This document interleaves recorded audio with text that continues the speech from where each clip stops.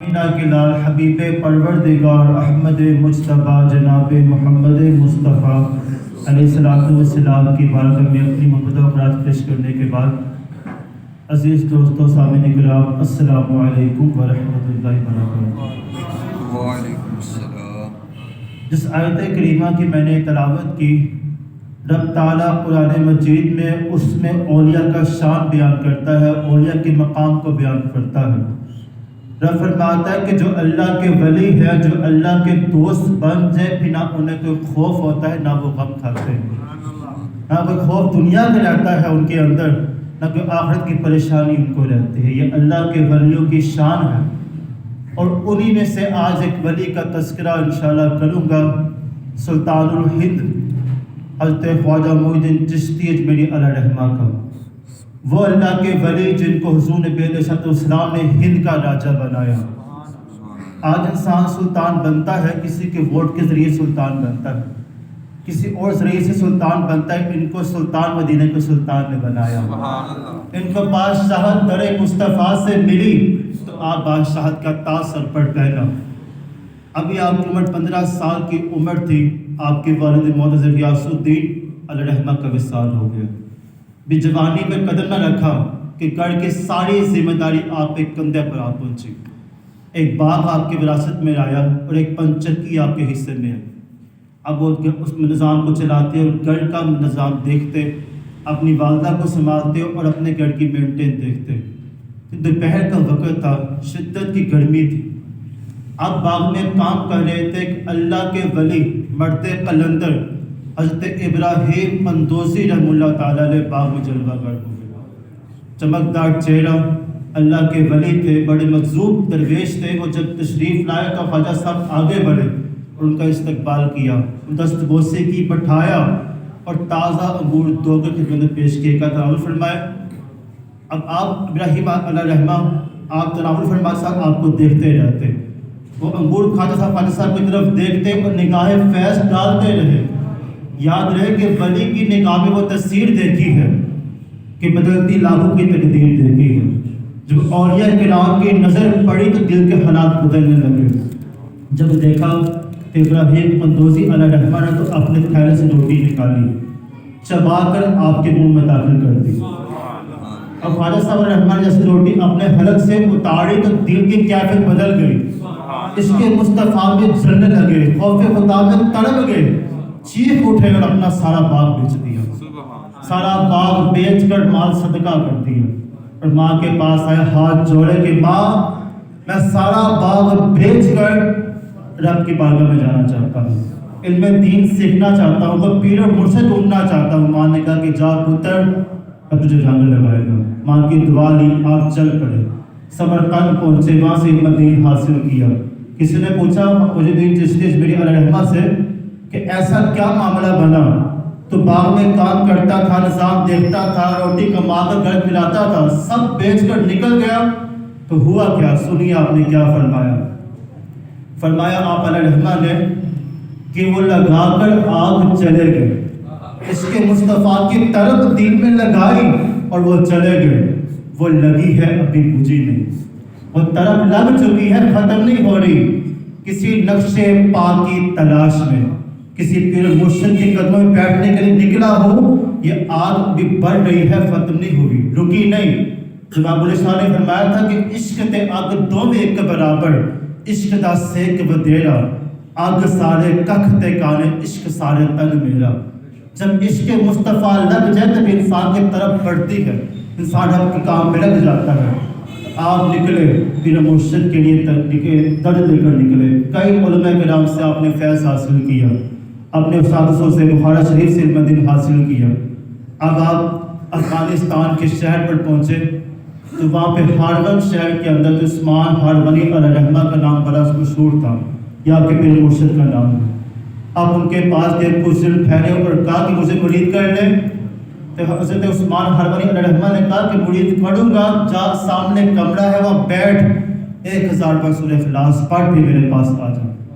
آپ اٹھے چلے گئے، وظیفہ شروع کیا، سورہ اخلاص پڑھی، 1000 بار پلٹ کر آئے اور آ کے 2000 میں بیٹھ گئے۔ کہا پیر صاحب اب بیعت کر لیں، کہا اب بتا تیری کیفیت کیا ہے۔ پہلے کیا مقام تھا اب کیا ملا؟ کہا میں نے 1000 بار سورہ اخلاص پڑھی، سب پردے آسمان کی کھڑکی میں سدرہ تک دیکھ لیا، نگاہوں کا عالم یہاں تک پہنچ گیا۔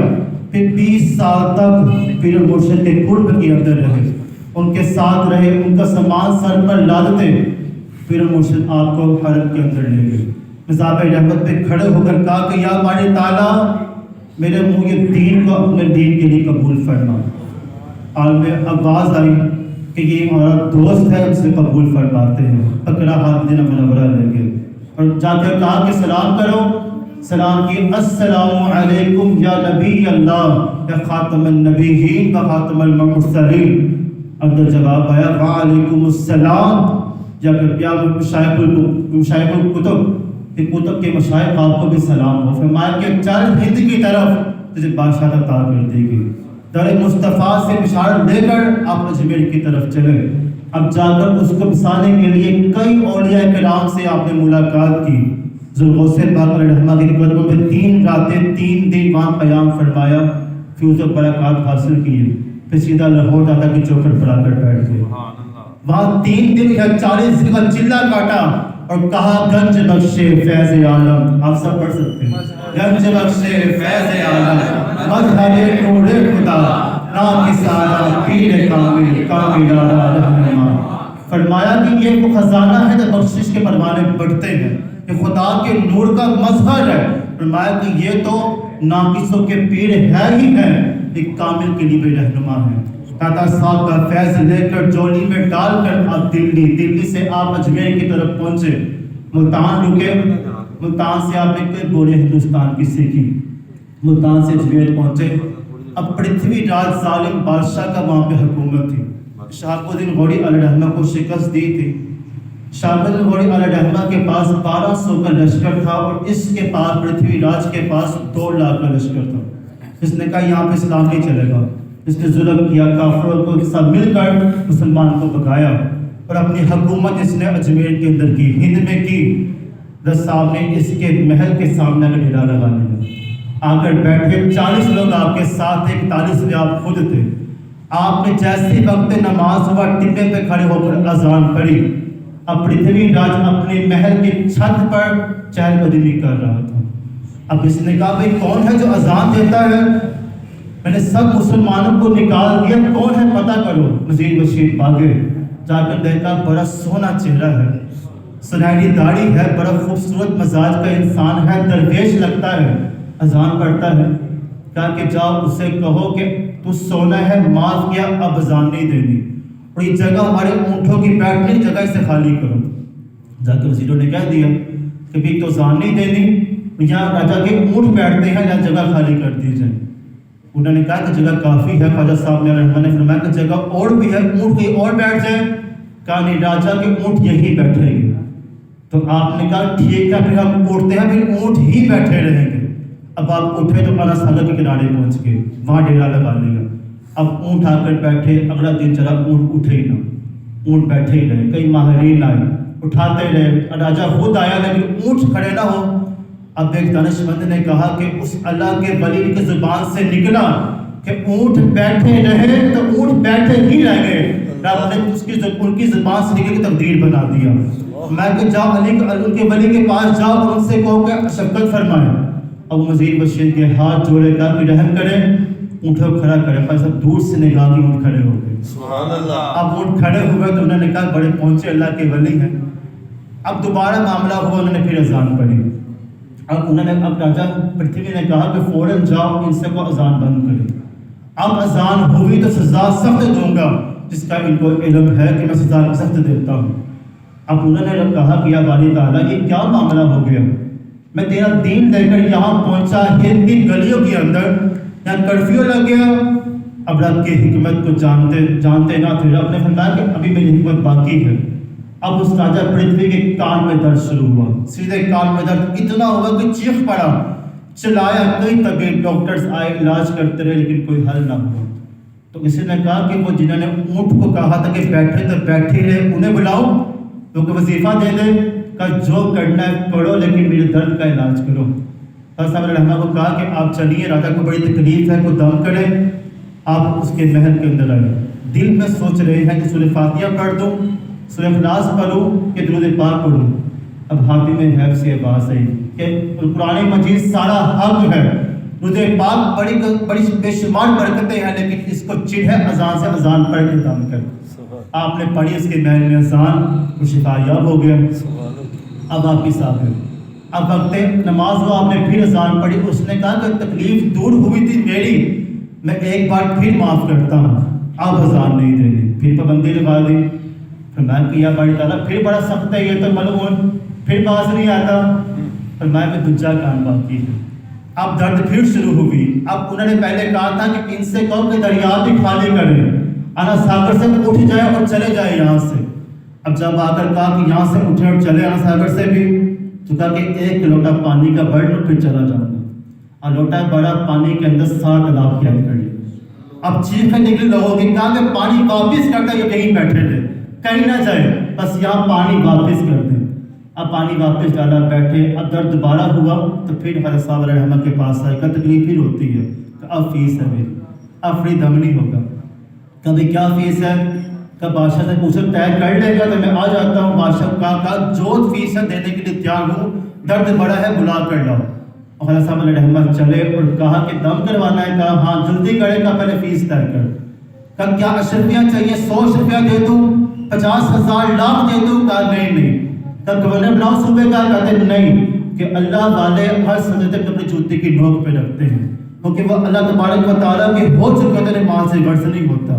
اور فرمایا کہ اگر تو چاہتا ہے کہ میری فیس ادا کرے، جب تک میں چاہوں اذان دوں گا پابندی نہیں لگانا. اس نے کہا بڑی تکلیف ہے، میں منظور کرتا ہوں. کتنی نماز ادا نہیں آپ کی؟ کا 5,000 کا 50 دے، پھر دم کرے.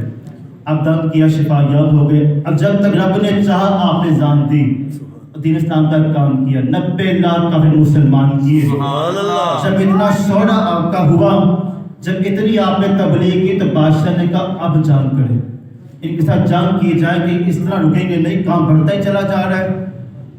دوسری پڑھیں السلام علیکم یا رسول اللہ وعلی آلک یا حبیب اللہ، الصلاۃ والسلام علیک یا رسول اللہ وعلی آلک یا حبیب اللہ.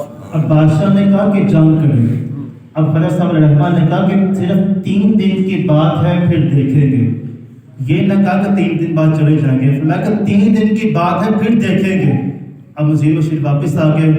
اب افغانستان میں سویا شہاب الدین گھوڑے کی خان میں ایک بزرگ آئے کہ اٹھ ہند پہ حملہ کر. صبح اٹھتے ہند پر حملہ کیا، ہند کو فتح کیا، بادشاہ کو انڈیل دیا، صدر تباہ کر دی گئی. اب جب قافلہ لے کر خواجہ صاحب دروازے پر پہنچے استقبال کے لیے، وہ دوڑا قدموں میں گرا. تھا اللہ کی قسم میں کامیاب تشریف لائے تھے. آپ نے ہی کہا کہ ہند کو فتح کر، تو میں دوڑ کے اس طرف آیا. کہ تعلیمات بزرگوں نے کی، سب کوئی رب کا ہو جائے کہ ہر شے اس کی ہوتی ہے. کہ محمد سے وفات تو نے تو ہم تیرے ہیں، کہ جہاں چیز ہے کیا سب لوہ قلم تیرے ہیں. تو آپ نے کچھ تعلیمات اپنے مریدوں کے لیے کی، تو سنیے. جو خواجہ صاحب علیہ رحمہ سے پیار کرتے ہیں، تعلیمات میں عمل پیرا ہونے کی کوششیں کریں. آپ کے مرید حضرت خواجہ قطب الدین بختیاری کاکی علیہ رحمہ بہت بڑے اللہ کے ولی اللہ ہے. دہلی میں آپ کو بھیجا گیا کہ جائے وہاں پر کام کریں. تو میں کچھ نصیحتیں کر دیں، تو 4 نصیحتیں آپ کو ارشاد فرمائی کہ یہ 4 نصیحتوں پہ عمل کرو تم کامیاب ہو جاؤ گے. وہ کیا نصیحتیں تھیں؟ آج آپ بھی یہ موتی سمجھ کے لے جائیں. فرمایا کہ درویشی ایسی ہو کہ بادشاہی معلوم ہو. فقیری وہ نہیں کہ تو لوگ دیکھ کر زکوٰۃ ہاتھ میں رکھ دیں، بلکہ بادشاہوں کی طرح فقیری کرنا، بادشاہ بن کر فقیری ہو. کوئی تیرے در پر آئے تو خالی پلٹ کر نہ جائے. اگر بھوکا ہے تو کھانا کھلا کر بیچ. اگر کپڑا پہننے کو نہیں تو اسے عطا کر. کوئی درد دل لے کر آئے تو اس کا سن درد دور کرنے کی کوشش کر. کوئی تیرے درد سے خالی مڑے نہ. تیسرا فرمایا کہ خوشی میں سب مسکراتے ہیں، خوشیاں سب ہنستے ہیں، خوش ہوتے ہیں، کہ غم میں مسکرانا. جب کوئی آزمائش ٹوٹے اس وقت مسکراتے رہنا، کہ رب تعالیٰ میں وہ بندوں کو آزمائش میں ڈالتا ہے. چوتھا فرمایا کہ دشمنیاں نہ پالنا بلکہ دوستیاں پالنا. جب دشمنیاں ہو تو بغض پیدا ہوتا ہے، جب دوستیاں رب کی رحمتیں پیدا ہوتی ہیں. یہ 4 تعلیمات آپ کو کہ جا دین کا کام کر. اور آپ اتنے سادہ مزاج انسان تھے کہ 2 چادریں آپ کا لباس تھی جب تک پیون لگا ہوتا.